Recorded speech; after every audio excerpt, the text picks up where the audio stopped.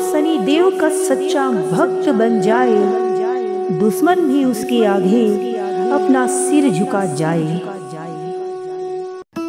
भक्तों, आज शनिवार का दिन शनिदेव को समर्पित होता है। ऐसे में अगर आज शनिदेव को प्रसन्न करना है तो हम आपके लिए एक चमत्कारी मंत्र और पावरफुल शनि उपाय लेकर के आए हैं, जिसे करने पर आप शनिदेव को प्रसन्न कर सकते हैं। भक्तों, क्या आपने कभी ऐसा महसूस किया है कि आप मेहनत तो बहुत करते हैं लेकिन उसका कोई फल नहीं मिल रहा है, मानो आपकी किस्मत आपसे रूठ गई हो? तो घबराइए मत भक्तों, आज के इस पावरफुल शनि मंत्र को अगर आपने सच्चे मन से 108 बार के लिए स्मरण कर लिया और मान लो आपने स्मरण नहीं किया, तो आपको इसे सिर्फ अपने मोबाइल में चलाकर 5 मिनट के लिए छोड़ देना है। इससे भी शनिदेव आप पर तुरंत प्रसन्न हो जाएंगे और आप और आपके परिवार पर सदैव शनिदेव का आशीर्वाद बना रहेगा। तो भक्तों, अगर आपने हमारे चैनल को अभी तक सब्सक्राइब और वीडियो को लाइक नहीं किया है तो तुरंत कर लीजिए, क्योंकि अब हम आपको शनिवार के लिए शनिदेव का एक बहुत ही चमत्कारी उपाय बताने जा रहे हैं, जिसे करने के बाद शनिदेव की आप पर और आपके परिवार पर सदैव आशीर्वाद बना रहेगा। तो भक्तों, आज का उपाय है, शनिवार की रात 11 बजे के बाद बिना किसी को बताए एक लोहे की कटोरी ले लें, उसमें सरसों का तेल डालें और अपना चेहरा देखें। ये ध्यान रहे कि आपका चेहरा तेल में साफ दिखाई देना चाहिए। अब कटोरी को लेकर किसी शनि मंदिर या पीपल पेड़ के पास जाएं और वहाँ पर उस कटोरी को रख दें, लेकिन ध्यान रहे वापस आते समय पीछे मुड़कर ना देखें और ना ही किसी से बात करें। इस उपाय को करने के बाद शनि दोष तुरंत शांत हो जाएगा और आप पर जितने भी कर्ज हैं, आर्थिक तंगी है, उन सब से आपको मुक्ति मिल जाएगी। आपके रुके हुए काम तेजी से बनने लगेंगे, नौकरी व्यापार में सफलता मिलेगी। अगर आप पर किसी की बुरी नज़र है तो वह भी तुरंत खत्म हो जाएगी। और ध्यान रखिए कि इस उपाय को आपको लगातार 5 शनिवार करना है। भक्तों, अगर आपने अभी तक अपने नाम की हाजिरी शनिदेव के चरणों में नहीं लगाई है तो तुरंत लगा दीजिए, क्योंकि शनिदेव आप पर तुरंत प्रसन्न होने वाले हैं। तो चलिए आज के पावरफुल मंत्र का स्मरण करते हैं। ओम काकध्वजाय विद्महे खड्गहस्ताय धीमहि तन्नो मंदः प्रचोदयात्।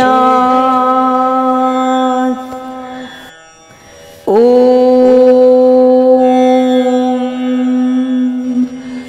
काकध्वजाय विद्महे खड्गहस्ताय धीमहि तन्नो मंदः प्रचोदयात्।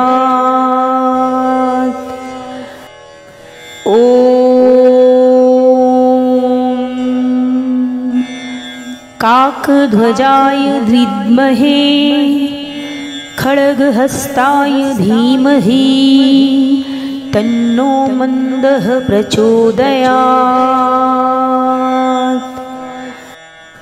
ओम काकध्वजाय विद्महे खड्गहस्ताय धीमहि तन्नो मंदः प्रचोदयात्। ओम काकध्वजाय विद्महे खड्गहस्ताय धीमहि तन्नो मंदः प्रचोदयात्। ओम काकध्वजाय विद्महे खड्गहस्ताय धीमहि तन्नो मन्दः प्रचोदयात्। ॐ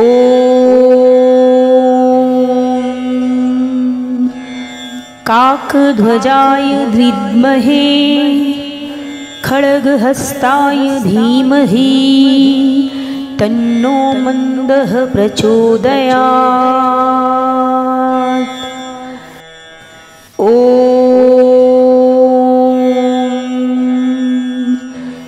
काकध्वजाय विद्महे खड्गहस्ताय धीमहि तन्नो मन्दः प्रचोदयात्।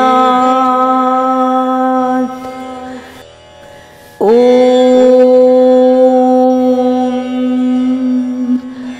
काकध्वजाय विद्महे खड्गहस्ताय धीमहि तन्नो मन्दः प्रचोदयात्।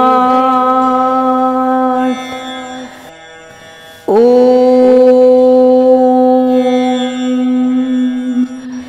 काकध्वजाय विद्महे खड्गहस्ताय धीमहि तन्नो मन्दः प्रचोदयात्।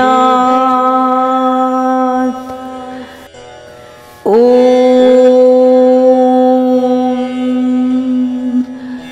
काकध्वजाय विद्महे खड्गहस्ताय धीमहि तन्नो मन्दः प्रचोदयात्।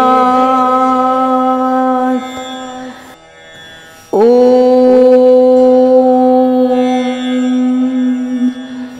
काकध्वजाय विद्महे खड्गहस्ताय धीमहि तन्नो मन्दः प्रचोदयात्। ॐ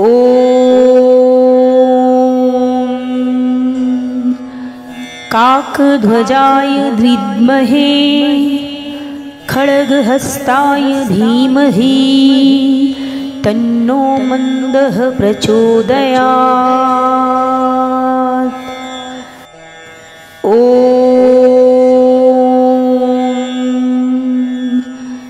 काकध्वजाय विद्महे खड्गहस्ताय धीमहि तन्नो मन्दः प्रचोदयात्। ॐ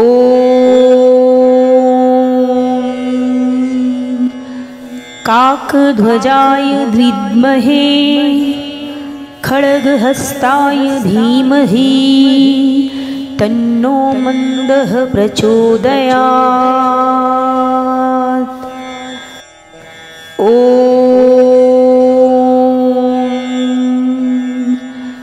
काकध्वजाय विद्महे खड्गहस्ताय धीमहि तन्नो मन्दः प्रचोदयात्। ॐ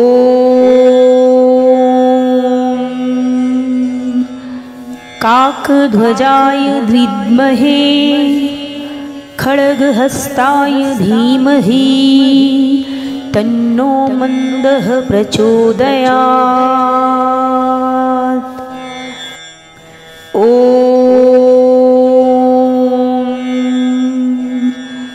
काकध्वजाय विद्महे खड्गहस्ताय धीमहि तन्नो मन्दः प्रचोदयात्। ॐ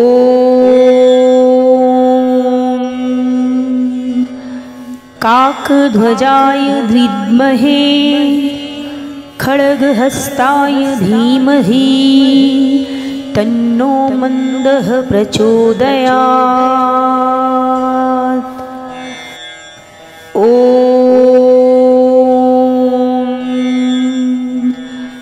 काकध्वजाय विद्महे खड्गहस्ताय धीमहि तन्नो मन्दः प्रचोदयात्। ॐ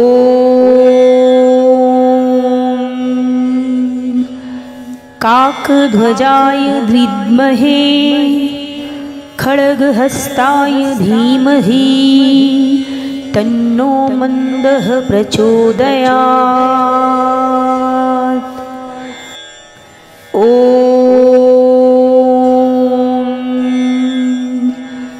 काकध्वजाय विद्महे खड्गहस्ताय धीमहि तन्नो मन्दः प्रचोदयात्। ॐ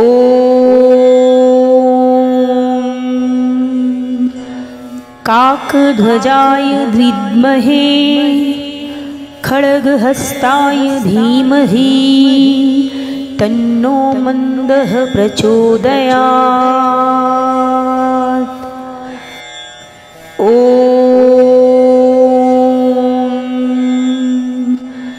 काकध्वजाय विद्महे खड्गहस्ताय धीमहि तन्नो मन्दः प्रचोदयात्।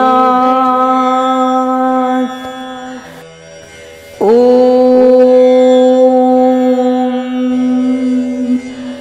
काकध्वजाय विद्महे खड्गहस्ताय धीमहि तन्नो मन्दः प्रचोदयात्।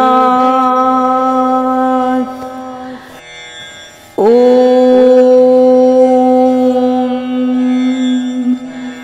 काकध्वजाय विद्महे खड्गहस्ताय धीमहि तन्नो मन्दः प्रचोदयात्। ॐ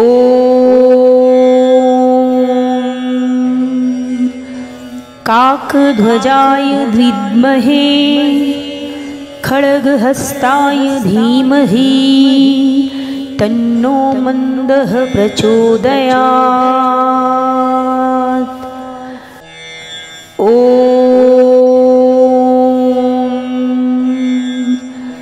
काकध्वजाय विद्महे खड्गहस्ताय धीमहि तन्नो मन्दः प्रचोदयात्। ॐ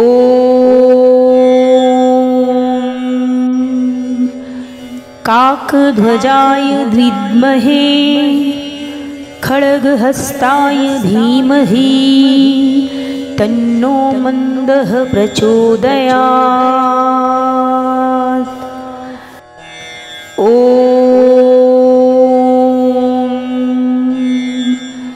काकध्वजाय विद्महे खड्गहस्ताय धीमहि तन्नो मन्दः प्रचोदयात्। ॐ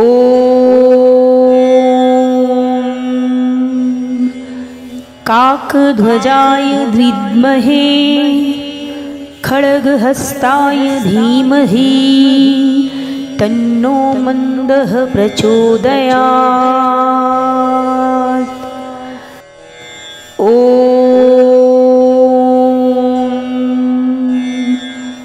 काकध्वजाय विद्महे खड्गहस्ताय धीमहि तन्नो मन्दः प्रचोदयात्। ॐ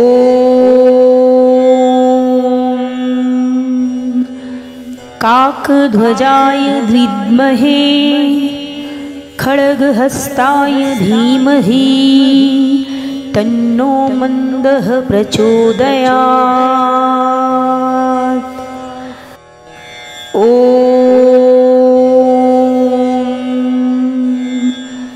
काकध्वजाय विद्महे खड्गहस्ताय धीमहि तन्नो मन्दः प्रचोदयात्।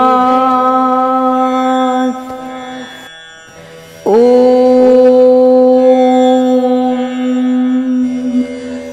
काकध्वजाय विद्महे खड्गहस्ताय धीमहि तन्नो मन्दः प्रचोदयात्।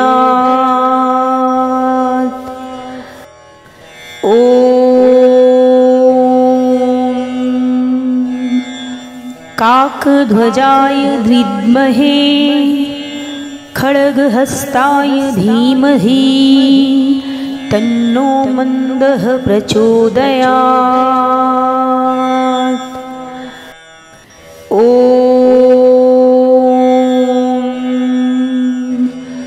काकध्वजाय विद्महे खड्गहस्ताय धीमहि तन्नो मन्दः प्रचोदयात्। ॐ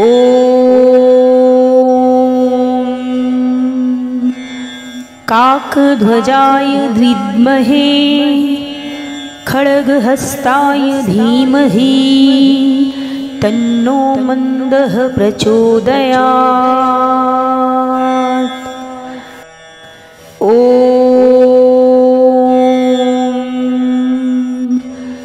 काकध्वजाय विद्महे खड्गहस्ताय धीमहि तन्नो मन्दः प्रचोदयात्। ॐ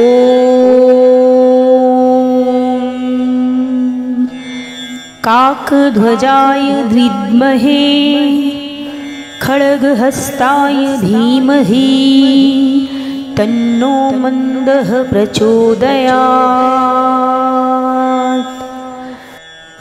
ॐ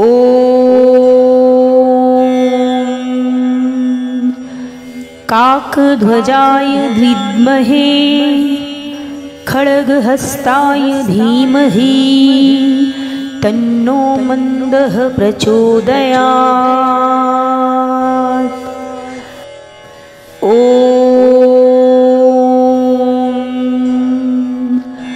काकध्वजाय विद्महे खड्गहस्ताय धीमहि तन्नो मन्दः प्रचोदयात्।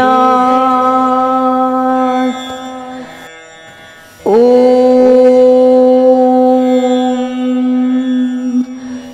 काकध्वजाय विद्महे खड्गहस्ताय धीमहि तन्नो मन्दः प्रचोदयात्। ॐ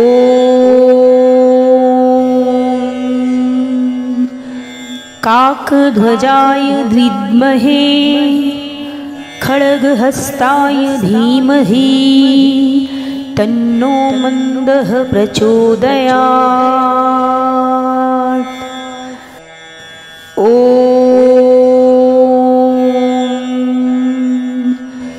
काकध्वजाय विद्महे खड्गहस्ताय धीमहि तन्नो मन्दः प्रचोदयात्। ॐ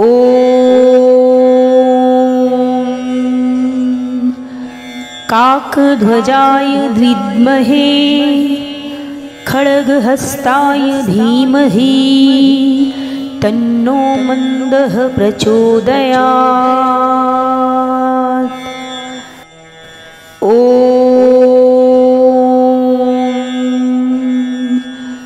काकध्वजाय विद्महे खड्गहस्ताय धीमहि तन्नो मन्दः प्रचोदयात्।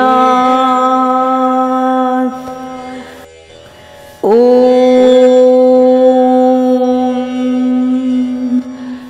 काकध्वजाय विद्महे खड्गहस्ताय धीमहि तन्नो मन्दः प्रचोदयात्।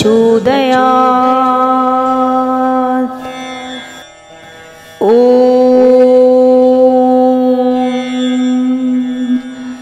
काकध्वजाय विद्महे खड्गहस्ताय धीमहि तन्नो मन्दः प्रचोदयात्। ॐ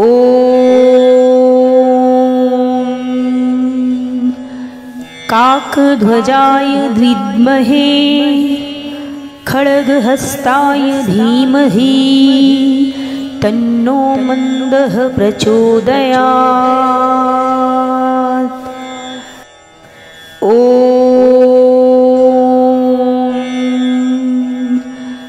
काकध्वजाय विद्महे खड्गहस्ताय धीमहि तन्नो मन्दः प्रचोदयात्।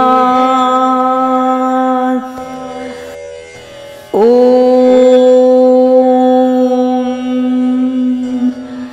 काकध्वजाय विद्महे खड्गहस्ताय धीमहि तन्नो मन्दः प्रचोदयात्। ॐ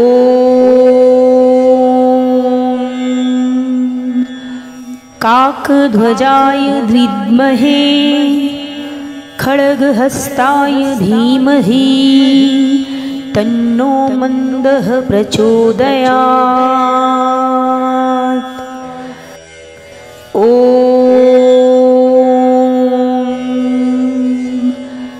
काकध्वजाय विद्महे खड्गहस्ताय धीमहि तन्नो मन्दः प्रचोदयात्। ॐ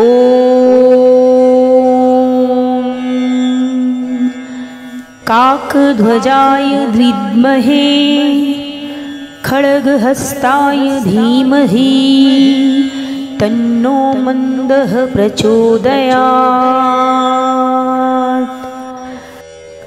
ॐ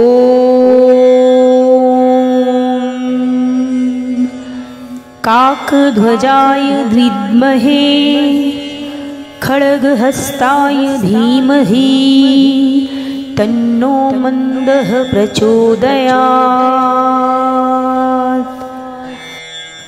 ॐ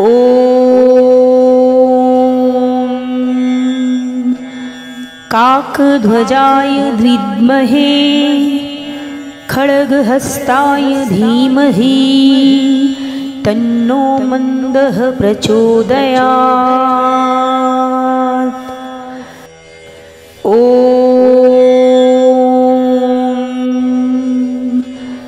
काकध्वजाय विद्महे खड्गहस्ताय धीमहि तन्नो मन्दः प्रचोदयात्। ॐ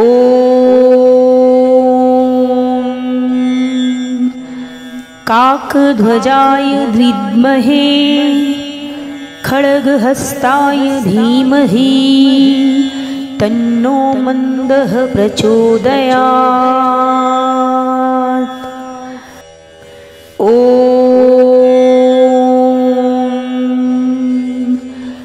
काकध्वजाय विद्महे खड्गहस्ताय धीमहि तन्नो मन्दः प्रचोदयात्। ॐ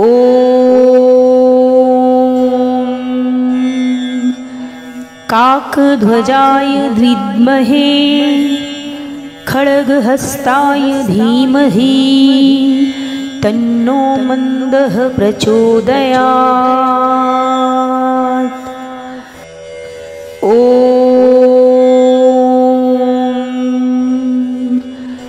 काकध्वजाय विद्महे